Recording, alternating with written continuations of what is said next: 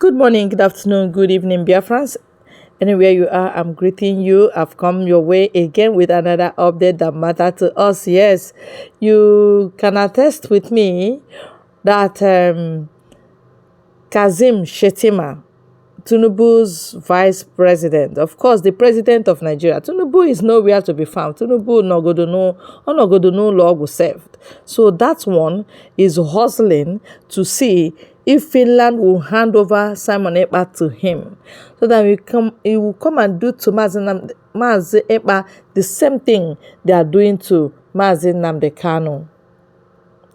But unfortunately for him, Finland is this civilized country, very civilized in a way that they say they will follow rule of law. If the rule of law goes that, well, freedom fighting is no longer it, then Mazi Simon Ekpa will be in trouble. But fortunately for us, Biafrans, I must announce to you that the rule of law in Finland is that freedom fighting is your right, okay? Is your right. Self-defense is your right, because Finland went through what we are going through today, and they fought it and they got their freedom. And today they are enjoying their, not too vast country, just their small country. They arranged it the way it suits all of them. They are all enjoying their lives in Finland. Now, because of that, our Prime Minister is responding to Shettima. He said, Boko Haram leader, why did you go to my country, to my president, to go and do your bambiala? They went there to beg for money. They were trying to pretend and deceive people that they are asking for arms. They know how to seek for arms everywhere. Shamelessly, they do it. But actually, why they went to meet the president of Finland was to seek how they can bring Simon Ekpa down. Yes, I want you to hear from the horse's mouth. Simon Ekpa is responding to Shettima. Shettima, oya, chenti role. Simon Ekpa has come back to you because you cannot escape the wrath of our Prime Minister. Even if we go to the guy, because Biafrans are suffering, because they've called him unprinted names. Let's go there. I'll be right back. Of the Boko Haram, who is the current vice president of Nigeria, meeting with my president, which I know very well personally, Alexander Stubb. One thing everybody should know is that we are a country of rule of law. The president of Finland is not there at the United Nations to discuss Simon Ekpa, so he will not give that attention to them. That's number one. And because Nigeria is a very stupid country, ruled by foolish people, ruled by criminals, they don't know what is called rule of law. They don't understand where their boundary ends as leaders, as they address themselves. So they may go there and with the motive of telling President Stubb that, oh, what are you going to do to that Simon Ekpa? So, of course, Stubb will never ever respond and answer them. That is, just take it from me. So what they did was to come and say they are soliciting for Finland support. Is it Finland that is the only country that came to the United Nations that they have singled out Finland to give Finland support? I look at them and I laugh. What about their godfather, United Kingdom? What about the other countries? What about the other brothers that are fighting against Israel? They have not approached them. The man is going to France every second week, and he's very good with the French president. Why did they not mention France? Why, on all the countries in this world, these criminals and terrorists did not see any country worthy? They are telling you, they just want to use it to do media propaganda in Nigeria, nothing else. They will say, let us go there and take pictures with Stubb, and then we use it to do propaganda so that they will know whether Simon Ekpa will run away. I live here for many years. I have known Stubb for many, many years. So it's not about even knowing Stubb, Mr. President, but it's about following the rule of law. I have not done anything wrong. What I'm doing is right, and I will stand my ground anywhere, any day to defend whatever I'm doing today for the freedom of my people. So my people, hope you've heard all that PM Ekpa have said. He said he's not running away. He is based in Finland. That they can't do anything because he did not commit any crime. The only crime he commits against Nigeria government is fighting for the freedom of his own people. Let's go ahead and watch this super powerful live broadcast that he had during his tour to Australia. I am very, very happy and very glad that one of our brother who make a speech, a welcome speech before the Ambassador Iwunze touched 4 cardinal points. So it gives me joy that people are not just following shiftlessly the struggle and the liberation of Biafra, that they're actually taking note of the event and following the movement and the activities of the Biafra government with keen interest. It shows that we are not just doing things on our own, that people are actually taking records. I appreciate him for that. You know, when we talk about the multidimensional approach to our freedom, which has never been done since the history of Biafra, this is the very first time that the Biafra liberation and the struggle is being fought using multi-dimensional approach. And that's why within short period of time, we're able to record the kind of success that is mind-blowing to many people. They even say we are doing photoshopping. All the success that the government has recorded today, the criminals who have deceived Biafrans for 13 years thought that they were all fake. Because to them, that is exactly what they have done for the past 13 years. But in the just 2 years, we have been able to break doors, break camel backs, break many jinx to be where we are today. My fellow Biafrans, I want you to know the call for Biafra self-determination is deeply rooted in historical grievances and economic disparity, which has directly affected you and your children. It is not only that. I want you to also understand that this self-determination for Biafra, the hunger for self-determination for Biafra, has also come as a result of the socio-political marginalization. And now with the renewed Islamic Usman Danfodio, jihadist, expansionist conquest, which is being resisted ruthlessly by the Biafra forces today. Our struggle and the liberation for Biafra has become a struggle for survival of you, your household, and your children. I am talking to the Biafra people now. For over 50 million Biafrans, which many of you are part of, who already voted in the ongoing Biafra self-referendum. The argument for leaving Nigeria is not just about our identity, but is all about the survival of our people. It is all about for peace. It is all about for our unity. It is for equity and progress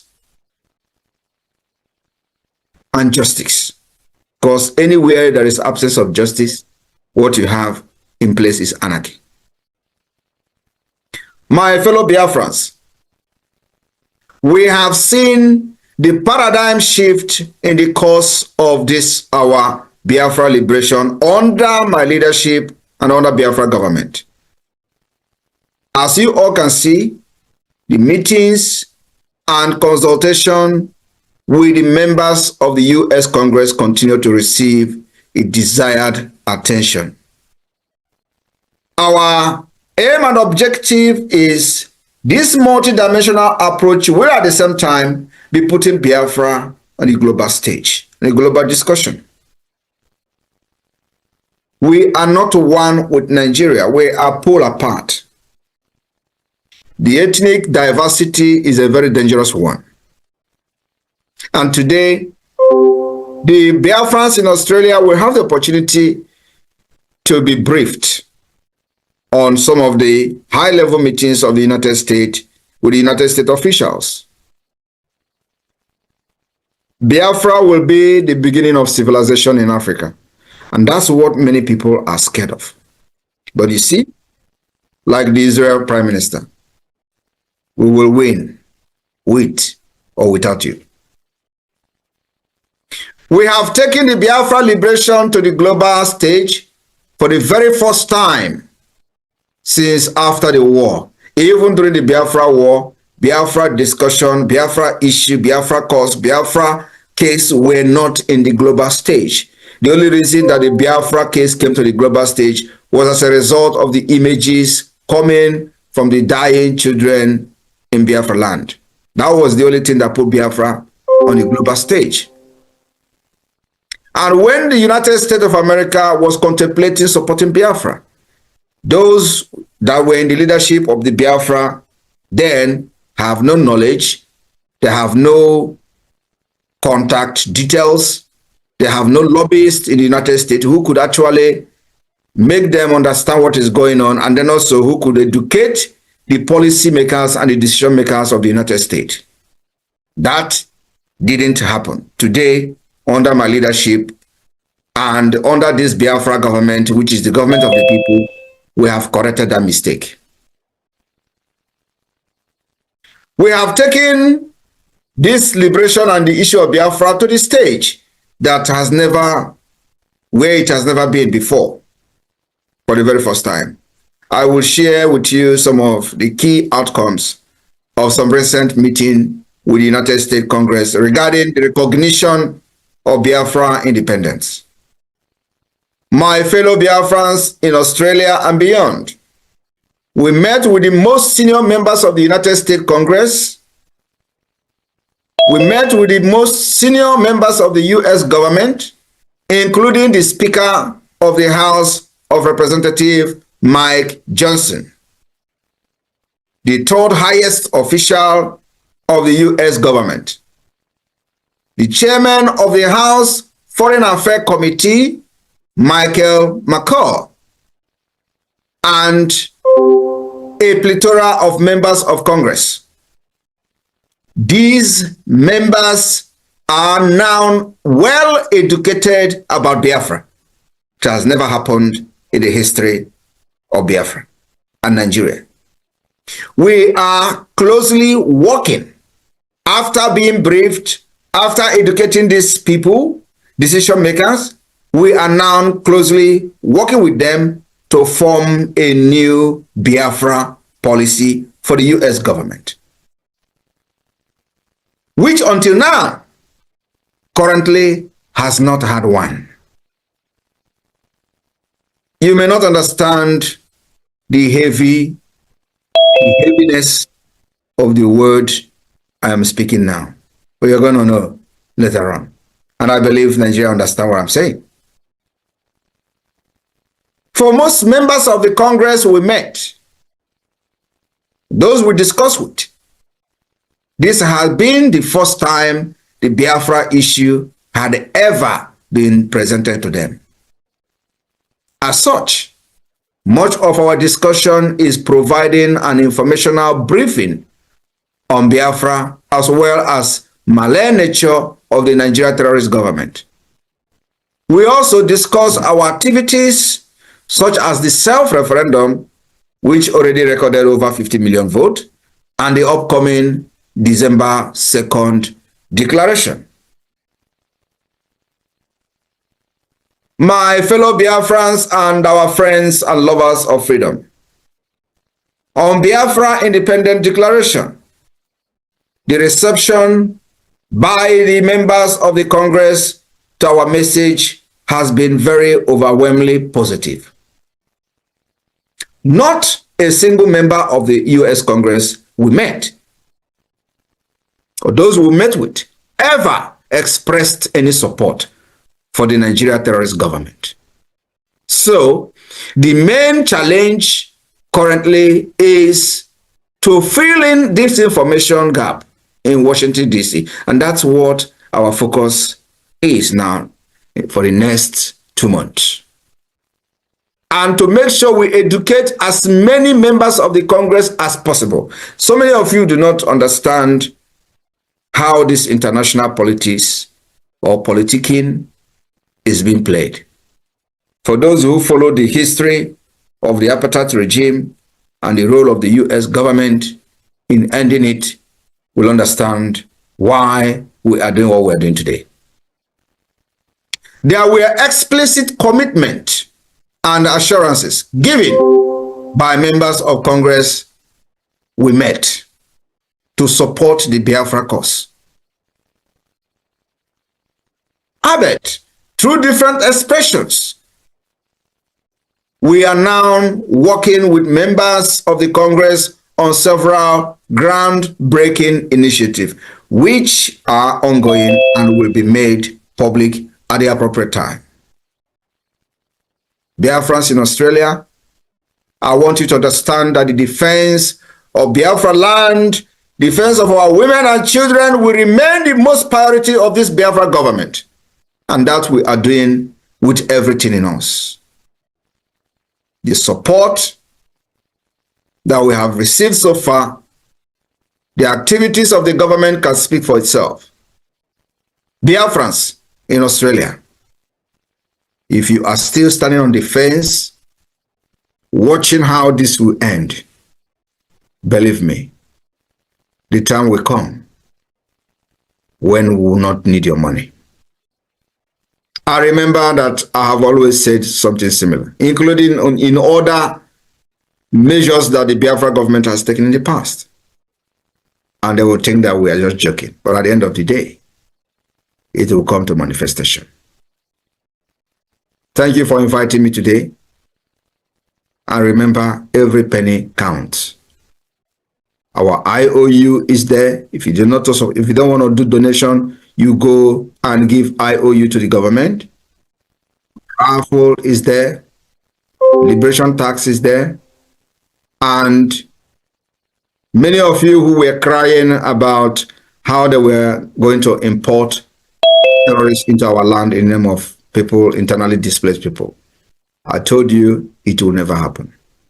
And let me also inform the terrorist Nigeria state that is now throwing bombs in Biafra. Like, you don't know that they are throwing bombs. A few days ago, they have thrown many bombs, targeting the Biafra Liberation Army. You will throw bomb, we will also throw bomb at you very soon. And when we speak with our bomb, you are going to hear and you will never understand the language. We are coming with more sophisticated means of the defense of Biafra land. We will take it upon ourselves like we have done in the past, and to inform you that you will kill us, we will kill you, but at the end, our freedom will come. That will guarantee the future of our children and our unborn generation. Nigeria is destined to fail. Islamic State of Nigeria, terrorist state of Nigeria, who knows nothing other than killings, women and children from the north, south, west, and all over Nigeria, just recently conducted election in Rivers State. In election of just local government election, they are bombing themselves and killing each other. And they even have a court order refraining police from participating in that election, where police went and started snatching ballot box. That is not a country that we want to be part of. Thank you very much, and may God bless you, and may God bless Biafra. Airborne! The Biafra Defense Forces. There we go. Wow, this is good. Thank you very much, our Prime Minister, for making us, to have a very cool and relaxed mind. Without this response, people will be afraid. Who knows if Finland will extradite Simon Ekpa for what? Is he a criminal? He is not. So, no cause for alarm, my dear people. We are on course. What we are asking for is our own. And what we are dragging is what belongs to us. Kama aka ga-agbaji anyị, their hand will be broken. We will stand to get Biafra. Okay? And that is the news we have for you today.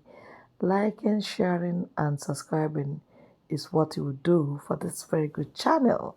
Thank you and God bless you.